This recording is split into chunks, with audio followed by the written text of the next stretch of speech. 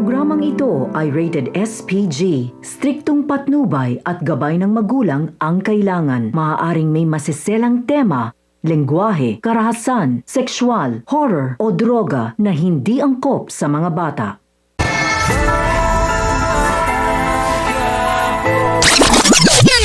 Welcome back mga kapamilya.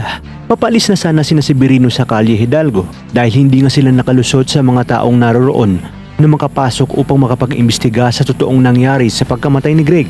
Nang makita niya ang daladala ni Tinding na briefcase na nakuha ng inaakalang anak ng kanyang boss Ramon.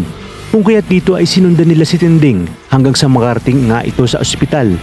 Nakita ni Severino na inabot ni Tinding sa babaeng minsan na nilang nakabangga sa Quiapo na siya ngang si Tess. Kaya naman dito tinanong ni Severino sa ospital kung sino ang pasyente ng babaeng pinag-abutan ni Tinding ng briefcase na siya ngang si Tess. Di kalaunan ay nalaman na ni Severino na ang pasyente ni Tess ay si Rigor de Magiba na siyang asawa ni Tess at anak nito ang nakapatay kay Greg.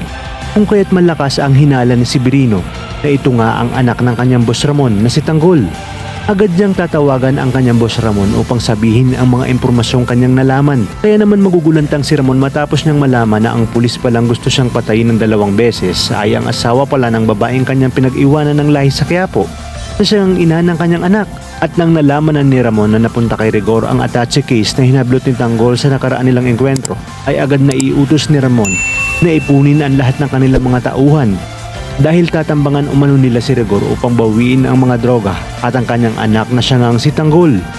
Sa inyong palagay, maisa sa katuparan kaya ni Rigor ang kanyang plano na ipagkanulo si Tanggol upang makulong ito bago pa man dumating si Ramon upang bawiin ang mga droga?